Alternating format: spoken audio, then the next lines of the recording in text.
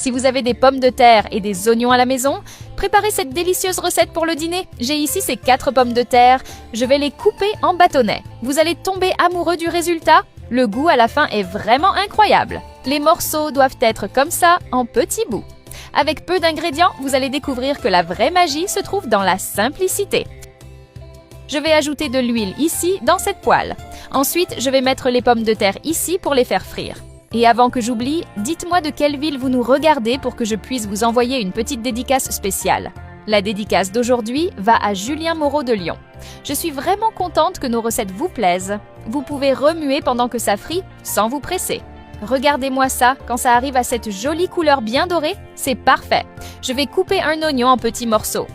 Je l'ai faite hier pour mes amis. Ils ont tellement aimé qu'ils n'arrêtaient pas de me demander de venir ici vous la montrer. C'est le genre de recette qu'on fait une fois et qu'on n'oublie plus tellement elle est délicieuse et pratique.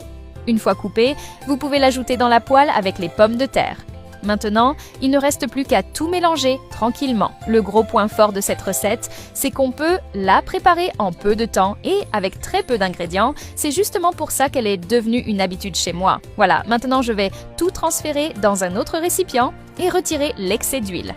Avec cette façon de faire, impossible de se rater. Je parie que vous trouvez déjà ça facile. Dans un autre saladier, je vais ajouter 6 œufs.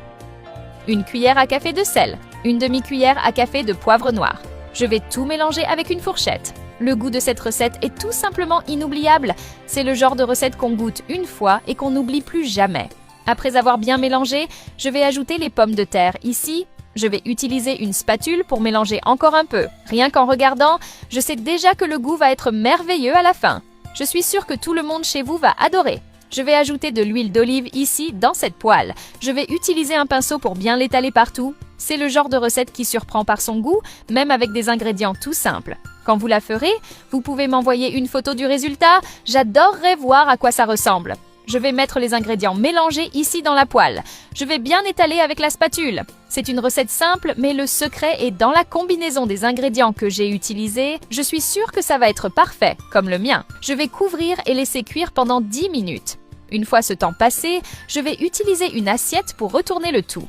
L'odeur envahit déjà ma cuisine. Je vais couvrir encore 5 minutes. Il ne reste plus qu'à mettre ça dans une assiette et vous pouvez déjà couper. Regardez-moi ça, ça met l'eau à la bouche rien qu'en le voyant. Le plat a un aspect magnifique. Vous pouvez me dire ce que vous avez pensé de cette façon de faire. J'aimerais beaucoup le savoir. La texture moelleuse fait toute la différence. C'est parfait, exactement comme je le voulais. En quelques minutes, vous avez un repas merveilleux prêt à être dégusté. Vous allez voir qu'il n'est pas nécessaire de passer des heures en cuisine pour avoir un plat incroyable.